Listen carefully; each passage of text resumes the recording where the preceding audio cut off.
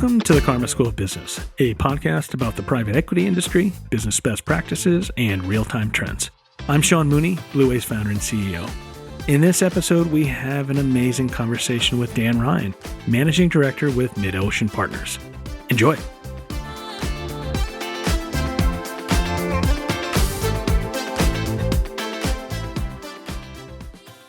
I'm super excited to be here with my longtime friend and fellow Hoya, Dan Ryan. Dan, thanks for joining us. Great to be here, Sean. Thanks for inviting me. It was only a matter of time before I could break down Dan's kind of resistance and agree to be on this thing. It's taken a long time, but thankfully we've twisted his arm hard enough that he agreed to join us here today. So this will be a fun one. You guys have had some really interesting and prestigious guests on this podcast, Sean. You built it out really well. It's an honor to be with you here. Oh, thank you. No, and we truly do appreciate you spending time. So one of the things that I love to do on these things is really jump in and get more of the story of you out there. I'd love to hear, Dan, just what's kind of the snapshot of you, how you kind of came up in the world, where you're from, how'd you get into private equity, this whole kind of gamut there. Yeah. Happy to share the story, Sean. So grew up outside of Philadelphia, went to the William Penn Charter School for high school, a lot of great memories from Penn Charter, and then attended a fine institution in Northwest Washington, D.C. You might have some familiarity with it, Sean, Georgetown University, and go Hoyas. Went to Georgetown, majored in finance, minored in theology. You don't see too many finance and theology-focused graduates, period. But I thought it was a really interesting place as the oldest Catholic institution in the country to learn a little bit about all religions, not just Catholicism. But focus was on finance. And I did the investment banking tour of duty after Georgetown, 5 years there. And as a banker, primarily focused in the middle market, I got exposure to operators and leaders of these businesses. And it was just so interesting to me to see how much value and wealth ultimately could be created through strong leadership, through building alignment with a team, through effectively advocating for your vision with your key stakeholders. There was this growing ecosystem of private capital investors, right? In private equity and private credit. I said, I want to be in the boardroom. I want to be working alongside these operators that I'd grown to really respect, and made the move over to Milestone Partners in 2008. And so joined Milestone in August of 2008, following month Lehman collapsed. We had some chaos on our hands to sort through for the next several years, which was a really interesting learning experience for me, for sure. We'll talk about it, but you really do learn a lot through dealing with adversity and through challenges. I stayed at Milestone for about 12 years. After a year or so in my role as an execution professional, I was actually asked to help build and run their business development function at Milestone, which was focused on origination primarily, also managing lenders and capital markets. And that was when I started to kind of find my lane in the world of private equity. The opportunity to make meaningful investments and relationships with sources of investment opportunities, with operators, with capital providers, competitors, other private equity firms. To me, I found that to be extremely fulfilling, extremely rewarding. And when you can do it over a long period of time and have those relationships that you can use to help your firm win and find opportunities where everyone wins, honestly, became something that I found to be very enjoyable. And so I've gone deep into business development. I've been in this capacity since 2009. And I also, my background in finance, statistics, and data has really informed the way that I manage business development, right? So it's investing in the right relationships on the one hand and helping MidOcean position itself in the market and get an edge and play to win. But it's backing that up with real data. And we see so much information come across our desks in terms of actual deal flow. There's more transparency in our market. We've built this data warehouse over the course of the last 5 years at MidOcean that we really do use to help get better, to help drive business intelligence. And so it's the perfect role for me personally, being able to get to know other players in the market, build relationships, but then also the quantitative side of the job to help us do it at scale and do it efficiently. Ultimately, we'll leverage AI. We're in the very early innings of that right now and just rolling out Copilot. But that's my story. I think that brings you up to present day here, Sean. Yeah, and I love the background. And then also I'd add, you played sports in college as well, right? I did, yeah. I walked on to the soccer team at Georgetown. Tremendous experience. Some lifelong friends came out of that, and a lot of folks that are active in the capital markets, in mid-market M&A, that were old teammates or captains of my team, right? So didn't make it initially, and I had to walk on middle of my freshman year, so I take a lot of pride in that. It's amazing how many people that I know who have been really successful in business and life and in private equity have had that college kind of sports experience. I'm curious, just even from your vantage, what did that give you in terms of like when you first started off your career? Like, what was the edge? Because for someone who probably had to play on the fifth court in Yates, which is, for those who are familiar, Georgetown is the bad court. So, I've always been envious of those who had coordination. Honestly, we have a saying at MidOcean, which is doing the work works. And it was where I saw people really get rewarded for putting in extra time. It is all consuming when you're playing at a Division I level or any collegiate sport, I'm sure. And it requires a real commitment to the program, commitment to the vision of the team. And it was a lesson that I learned really early on, and it continues to pay off for me today. Also, the lasting relationships that come out of this. And I think soccer, people call soccer the beautiful game. I believe it is. I think it's the best team sport out there. When you have 11 people on a side working together in fluid motion to try to accomplish your goal. And I think the bonds, the friendships, the relationships that come out of that last a very long time. And there are some parallels to what we do in middle market M&A that I see all the time. Hey, it's a great point. It goes to the old proverb. You might go faster alone, but you go further together. And people who play team sports get that more than anyone. Hey, as a quick interlude, this is Sean here. Wanted to address one quick question that we regularly get. We often get people who show up at our website, call our account executives, and say, hey, I'm not private equity. Can I still use Blue Wave to get connected with resources? And the short answer is yes. Even though we're mostly and largely used by hundreds of private equity firms, thousands of their portfolio company leaders, every day we get calls from everyday top proactive business leaders at public companies, independent companies, family companies. So absolutely, you can use this as well. If you want to use the exact same resources that are trusted and being deployed and perfectly calibrated for your business needs, give us a call. Visit our website at bluewave.net. Thanks. Back to the episode.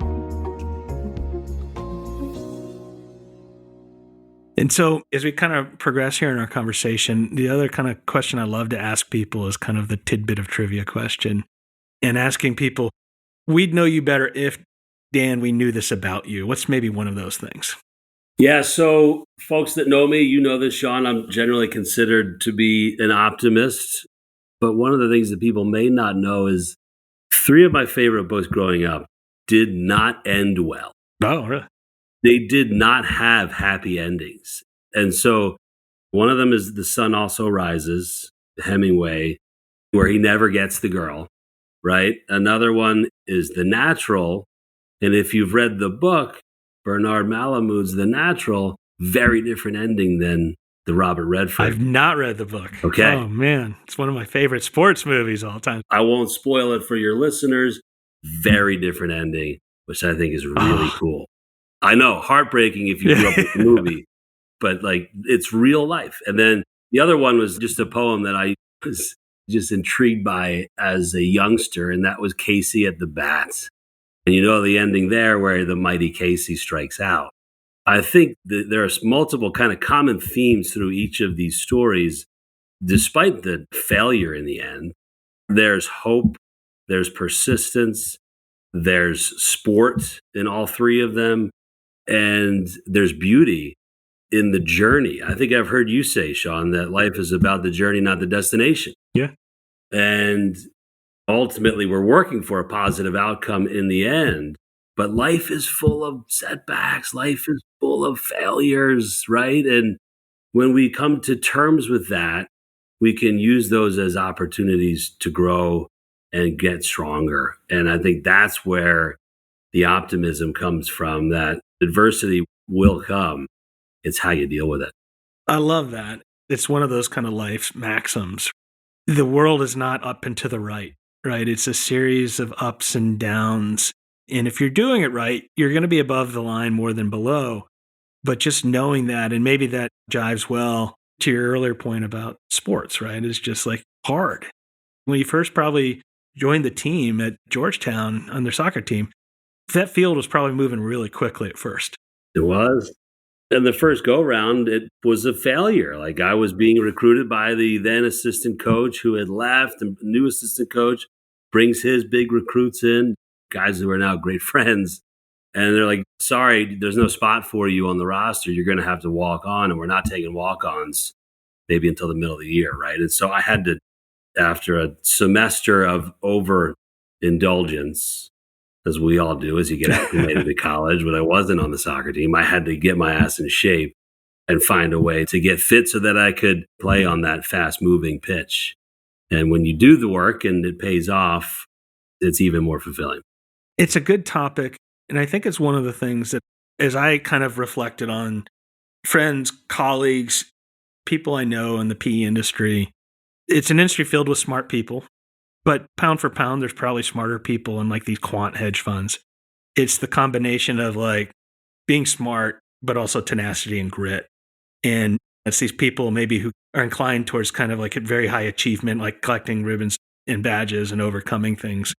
That'd be an interesting topic to kind of dig down into here. And I'm curious, like, what are maybe some of the other things in life or in business that you've kind of had to deal with, and what were maybe some of your takeaways there? Yeah, there's one very recent experience in life, which is probably the most scared I've ever been as an adult, was when I almost choked to death at a steak dinner around an ACG event, right? So I'm out at one of these networking dinners and eating dinner too late. I'm starving. I'm talking while I'm eating. I take too big of a bite. And as I'm swallowing it, it got stuck down at the lower end of the esophagus. And I try to flush it down with some water. And now I start drowning. And I look across the table, and a CEO of a biotech company that I just met sees that I'm struggling. And so, you need help? I was nodding. Yeah, he comes over and he starts giving me the Heimlich. And another guy comes running across the room. David Oxley is his name, with Alliance Bernstein. And David's like, hey, you want me to get in here? I grew up as a lifeguard. Let me help. And so these two guys saved my life. I'm convinced. Holy mackerel. That ended really well for me. And I'm infinitely grateful for how those guys just jumped up to help, right? And we used to talk about this at Georgetown. The highest compliment that you could receive from one of the Jesuits is to be called a man for others. There are real men and women for others out there. And I think those are the people, again, and you can relate this to private equity in the middle market. Like, as our market becomes so competitive, so crowded, people transact with others that they trust, and that where they have relationships and where there's empathy, where there's a real connection. And so I think there's more of that in our market today than there was when I got into it 15, 20 years ago, which is a very positive, very healthy development for our industry. We all go around this track once. Yeah. And I think too often we get caught just running as fast as we can and looking at the finish line around 2 or 3 turns. Yeah. I struggle with that every day. It's like, how do you just like live in the moment? This has been a crazy last 4 or 5 years here. Anything else that's kind of occurred, just even in the context of business, that maybe the stakes aren't nearly as high, but just the opportunity or maybe the advice to overcome something that can otherwise be daunting? Definitely multiple examples. The one that jumps out for me in terms of workplace adversity was when I joined MidOcean Partners, and my first day was February 28th, 2020, after 12 years at Milestone. My first day at Milestone was August of 2008. Next time I'm changing jobs, I'll let you know so you can short the market. Hopefully never again. But no, so first day, and then you get 10 days in the office and it's kind of chaotic. And I'm on the only guy on the Amtrak going in and out of Penn Station, and then immediate chaos, right? So here I am, the new MD hired to build a business development function for the first time ever at MidOcean, which is a 15-year-old buyout fund with a tremendous track record and a great brand in the market. There's no playbook for that. Yeah. And so for me, I'm generally an over communicator as it is. I made sure that I was on Zooms and on the phone with my partners every day. And then when I wasn't on the phone or Zooms with my internal colleagues, I was communicating with all of my relationships in the outside world to understand where the market's going, constantly reporting back to my colleagues. I think the folks at MidOcean saw that this was a muscle that they never had before, and that in a time of uncertainty, unprecedented uncertainty, was actually pretty valuable in terms of helping the firm react to change in the market, to where's the deal flow coming from, how do we finance the next platform investment when everyone's on a global lockdown with the pandemic. So it allowed me to put to work that Rolodex, the relationships that I'd built up over the prior 12 years, really, and bring them to bear for the benefit of MidOcean, which was great. And then at the same time, because deal flow really did go quiet for a few months, it gave me the opportunity to build the foundation of the data platform that we've been investing in since then. We leverage multiple different technology resources here. We are building a real data warehouse, and we really do use it to drive business intelligence. And if I didn't have that time to work with folks in the back office at MidOcean, to work with our representatives at these various software platforms, and we're just kind of doing this on the fly, it may not have been built in a way that can scale the way we need it to as we roll out Copilot and really try to use AI to help better sort through this data, better extract value, and ultimately help us win. So it was a really important foundational period for building that part of the business. Still got a long way to go, right? It's not perfect, but I think managing through that otherwise very difficult period of uncertainty was able to find a way to push the firm forward. Today's episode is brought to you by Blue Wave. Building a business is hard. Top third parties can help you create value with speed and certainty, but it's difficult to know who's best. That's why you need the Business Builders Network. Visit Blue Wave at BLUWAVE.net to learn more and start a project today. I love that. And Dan, as you're kind of sharing these stories, it just had me thinking about one of the things that I think is a great mindset that anyone can have that's pretty pervasive in PE and the professionals therein is this, as you mentioned, kind of this taking on moments of challenge or crisis and then reframing them through the lens of opportunity. And you think about that time, it was crazy in terms of no one had been, it was like 1918 the last time one of these things happened. And starting a new firm with a new function and a new role, there's a couple of things you could do. You could say, okay, well, I'm going to sit on my hands. Or you could say, no, I'm going to figure out the lay of land. I'm going to just have a bias towards action. I'm going to call people. I'm going to use this as a time to reset.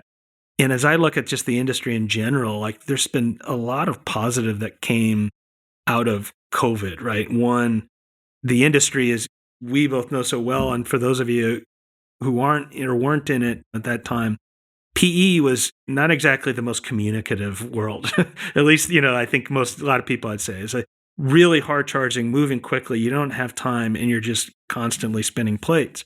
And then the other thing was that there wasn't so much of a time to build the basics because you're constantly working 100 hours a week and you're in triage. And so what came out of this awful crisis, as you describe it, really relates to me in that you were able to take this to make something better. You rose to the opportunity and reframed it. And probably in some ways, I'm guessing you and your firm are better off for this kind of tough thing because it caused you to do all these things you never probably would have done. 100%, Sean. Yeah, that's a good way to frame it. It was a seminal moment for MidOcean in a period where the firm had been well ahead of the market up to that point in terms of thesis-driven investing, operating partner alignment, and we had a huge team of operating partners. We still do today. We'll talk about it, but really hadn't invested in meaningful relationships with the outside world, right? So it gave us the opportunity to kind of reset the dialogue that we had with the investment banking community, with the lending community, with the private equity firms from whom we're buying to whom we're selling, and strategic investors. And so it really changed the way I think MidOcean viewed the world for the better. Yeah. It's now a lot more about where do we have the right connectivity in the market? What relationships do we have? Touch points do we have that can help us get in front of the next platform investment opportunity? It's interesting. So often, every once in a while, I dare to be reflective, and that's a scary place. You don't want to be inside my head. Watch out. Quiet moments. You don't want to be around me. But sometimes I'm able to tease kind of insights out. And as I think about COVID, it took us being broken into tiny little digital boxes to make us now infinitely more connected than we were before. And as you think about the business of PE, in the early days, it was like everyone had different instruments and they're playing in different rooms and strumming to themselves. And now it's a symphony of people kind of playing together. And so as you kind of roll forward from that time when you joined in 2020 in this crazy N equals very small number of instances, and you look at today, how is MidOcean kind of managing this interplay, this symphony of motion between your deal teams, your business development team, your PE operating executives, your portco leadership team, et cetera? Yeah, so it's a really important question, one that every mid-market buyout fund struggles with, I know, is how you build cohesion and engagement across every one of those areas of functional expertise, and particularly with the operating partner teams, right? And so we have over 25 operating partners on our executive board. They're on the payroll. There are various levels of engagement. Some are daily, some weekly, some more ad hoc, but they're all very important members of the MidOcean extended family. Prior to my joining, and that's prior to COVID and all that, really difficult to maintain regular dialogue and engagement. It was really left to the deal teams themselves. It was before my time. I'm sure some were better than others at keeping their operating teams engaged. Now we have most of our executive board members join our weekly meeting, which in the past was just in person. We might have had a couple of people join on speakerphone, and that was it. And then it was up to the deal teams to report back to their respective operating partners. We now have everyone dial into this via Zoom. We have a much more structured Monday meeting. We have a structured 8:30 a.m. Wednesday meeting. We have a structured 8:30 a.m. Thursday meeting, which is a lot, but it was a lot more 4 years ago. It's a really good way to kind of maintain that engagement and collaboration with our operating executives, with the business development team, with our deal teams, with leadership of the firm, with the investment committee, right? So in a world that was, you're absolutely right, a little more siloed pre-2020, we're now much more in sync. And to go back to the concept of being a part of a team, it's much more fulfilling when you're working with this group of folks that can, again, help the firm manage change, and you're all in lockstep. Again, not perfect, right? We'll continue to evolve this and continue to improve our communication. It comes down to leadership. We have a very strong head of our executive board in Matt Rebel. We have new initiatives to improve transparency across the firm. We're seeing more of the MidOcean family pulling in the same direction now, and that makes us, I think, a powerful force out there. Yeah, I really appreciate that. And there's a lot of kind of themes that keep coming out of our conversation here. And one is the business of private equity continues to turn into a business. And this interplay of motion, this becoming synchronous with each other, all the resources you're bringing, that no doubt plays into the current state of the PE industry, right? Where you're not only making smart investments in companies that are already good, but you're bringing all these resources that are kind of pulling on the oars together to help the portfolio companies become their best self. Yeah, that's right. And I sit in the business development role in a pretty unique spot here as kind of like the connective tissue between a lot of these different groups. And on the origination side, having that deep pool of operating partners at our disposal is a powerful weapon, right? We have 8 to 10 active investment themes at any given time. Within each of those themes, we've got a priority target list of companies we think we might want to own.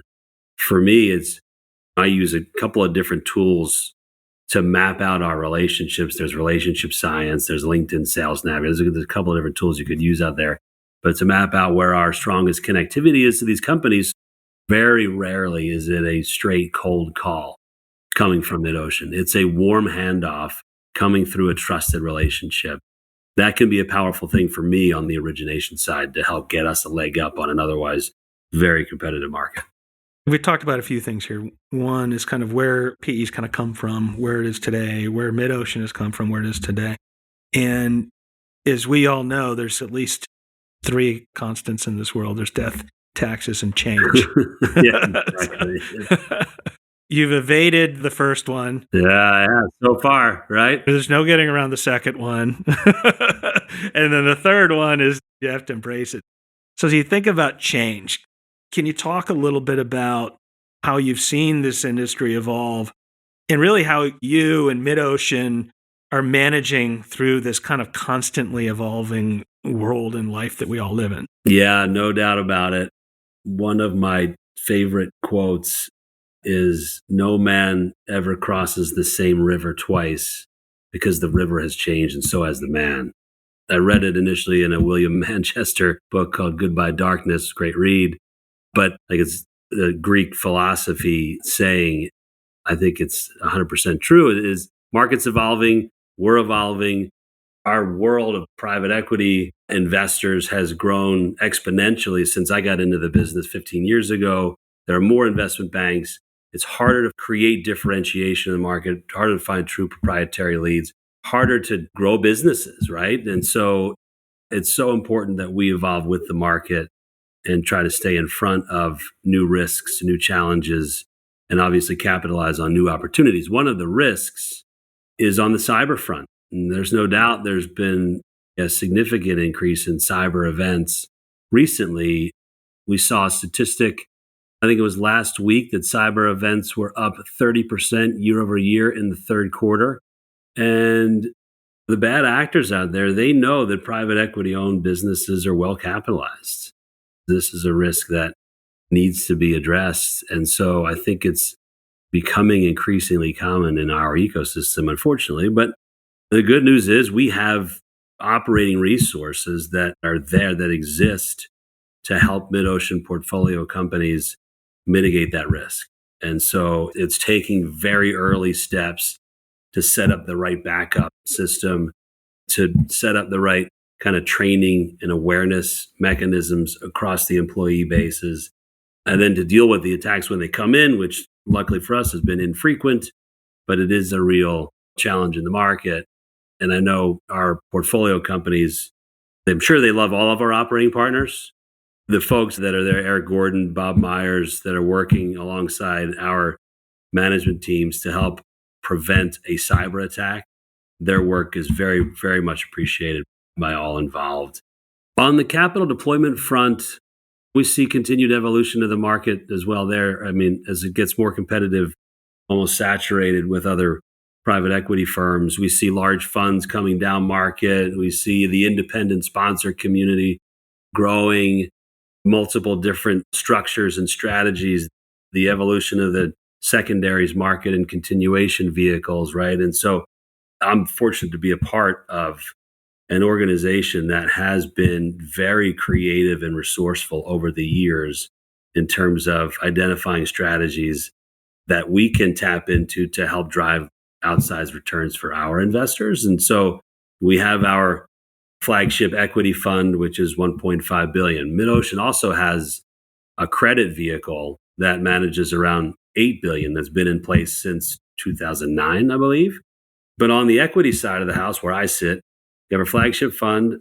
We recently launched a structured equity fund, which I think is a real opportunity in middle market among private equity owned businesses that need third party capital for growth, but may not want to take on more debt. And so the structured equity solution has some real upside. We're seeing good activity there now. We closed our first deal in that strategy earlier this year. We also, about a year ago, entered into a JV with Kroger and stood up a new entity, a new fund called M Pearl Rock, partnered up with Brian Kelly, who had been working within Kroger to create this JV that's a $525 million fund comprised of MidOcean, Kroger, the Pearl Rock team, and the data scientists that sit within Kroger. This is true strategic capital with a private equity model. And as we think about value creation, differentiation, developing angles and an edge around opportunities, one of the more impactful strategies I've been a part of at M Pearl Rock. I like a lot about what you've said on each of those cases. One on the cyber side, right? We all live that. And that's only going to get worse with AI. The ability to not only send someone a text, but send them a voicemail and then ultimately have a conversation in real time. It's really pretty harrowing. Through our lens, it's pretty fascinating. We work with hundreds of top PE firms, thousands of their portfolio companies, and our Friday at 5 call is the cyber call. Wow, yeah. You're like, to save people a lot of time, the first thing you need to do is call your insurance provider. If you don't have insurance, make sure you have it. MidOcean's companies all get this, but if you're not PE backed and you don't know this, call your insurance person first because they're going to have some words. But it's so important. You get the idea, how easy it is for bad actors. And it's a multi-layer defense. You got to have constant training. You got to have systems. You have to have layers of it. And it's not easy and it's scary. And so I appreciate you bringing that. You can never lose vigilance on that. The second thing I really appreciated is, as we talked about, the world is changing. It always does. And if you're not changing at least with it and hopefully ahead of it, you're going to get left behind. And so I love what y'all are doing in terms of creating these new strategies and bringing capital to places that can benefit from it versus kind of holding on to what the world was. And it doesn't mean what the world was isn't still a really good place, but you're bringing it into new areas that can provide fuel to whether it's consumer products or credit or structured equity. The world needs this type of fuel. And if you can define and find unique places to bring it at the risk of sounding pie in the sky, it's really good for our economy. It's good for the entrepreneurs that are receivers of these capitals, good for the people who take this capital. And anything that has to do with bringing good and better food to my Kroger that is literally right across the street from my office is a good thing. Yeah, that's the idea. That's the idea. And it's a lot of fun from my perspective on where I sit on the business development function, right? It keeps the story fresh. And I think that having a dedicated business development function really does help a buyout firm like MidOcean manage change because there's a constant dialogue with the outside world. You can more easily pivot and keep that story fresh and current in key participants' minds, right? So I'm talking about sources of new deals and lenders and even competitors and partners out there, right?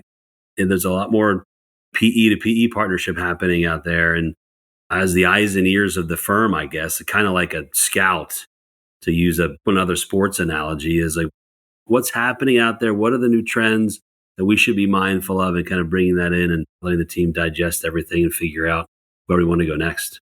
I love it. Like what the things you're saying is I metaphorically envision what's going on at MidOcean. It's you're running your PE firm like a portco. You've got sales, you've got marketing, you've got data, analytics, operations.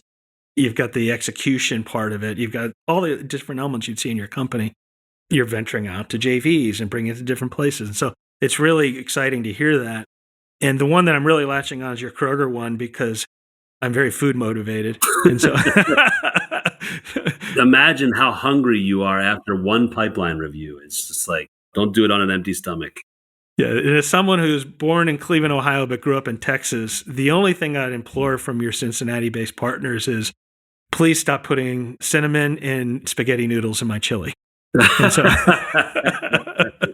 I don't think Kroger has any control over the Skyline chili. if they have any sway, I might ask a favor. If there's, Oh, I share your sentiment. all right. So this is a cultural and geographic thing that I'm fighting here. I know you know some people there. Maybe they can sway some of the neighbors. I'll see what I can do. We'll get them to listen to the podcast. We'll see what we can do. All right. So let's bring it full circle here.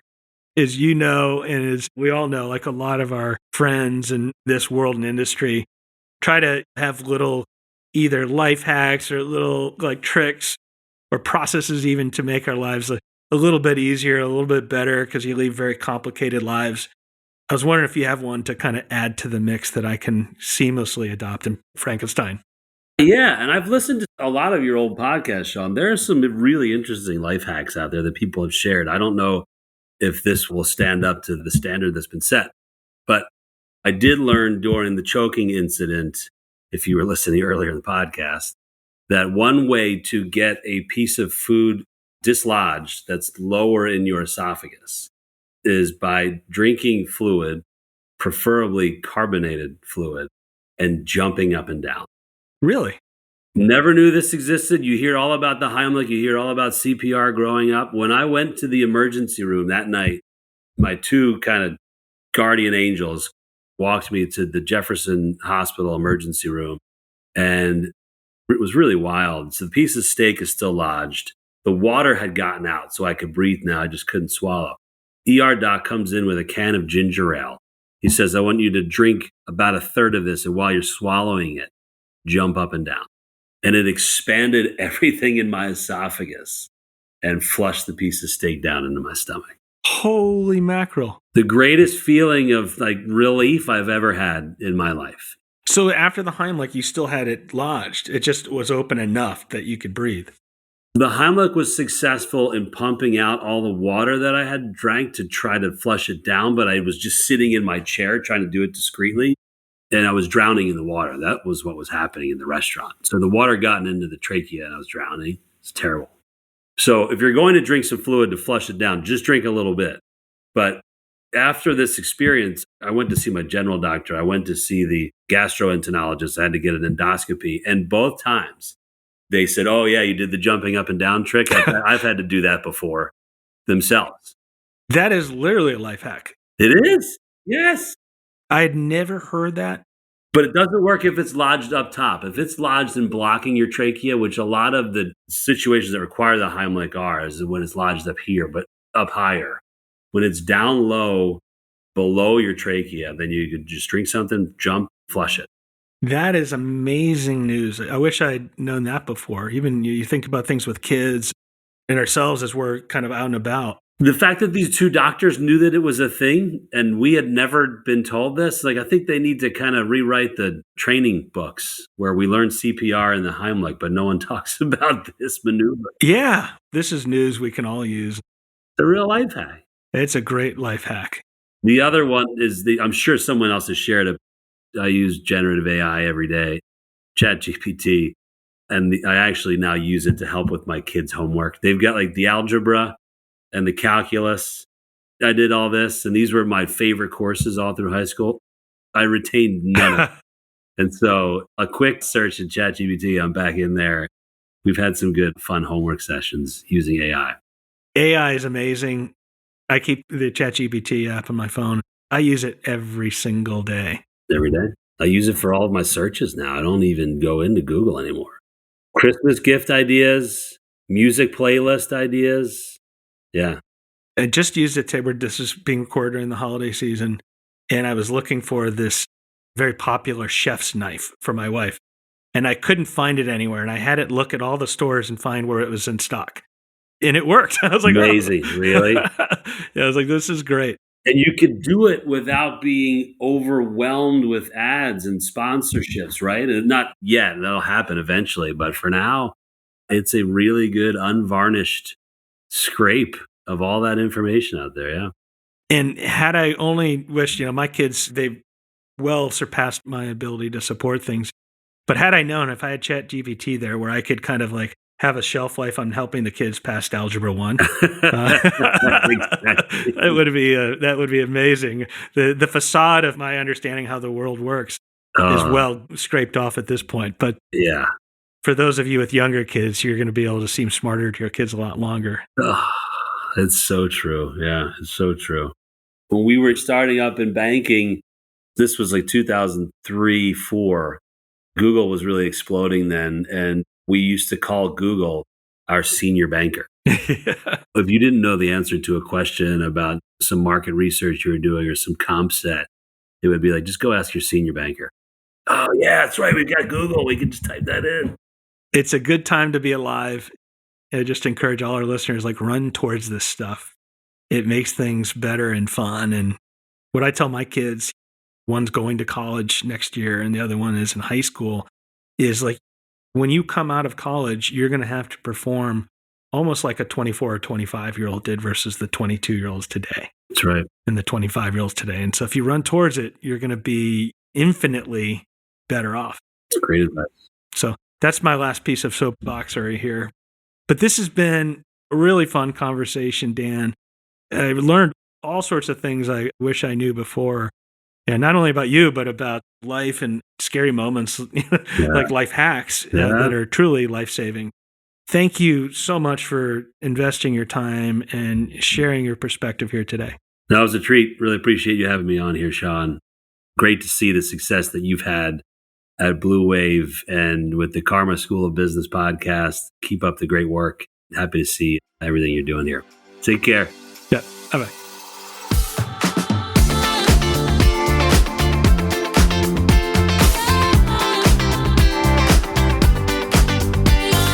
That's all we have for today. Special thanks to Dan for joining. If you'd like to learn more about Dan Ryan and MidOcean Partners, please see the episode notes for links. Please continue to look for the Karma School of Business podcast anywhere you find your favorite podcast. We truly appreciate your support. If you like what you hear, please follow, 5-star rate, review, and share. This is a free way to support the show, and it really helps us when you do this. So if you find value in the show, we'd appreciate it. In the meantime, if you want to be connected with the world's best-in-class, private equity grade, professional service providers, independent consultants, interim executives that are deployed and trusted by the best business builders in the world, including many hundreds of private equity firms, thousands of their portfolio companies, and countless other family and publicly owned companies, and you can do the same, give us a call or visit our website at bluewave.net. That's BLUWAVE, and we'll support your success. Onward. The views and opinions expressed in this program are those of the individuals presenting and do not necessarily reflect the views or positions of any other persons or entities, including those referenced herein. No representations, warranties, financial, legal, tax, or other advice are made herein. Consult your advisors regarding any topics discussed during this episode.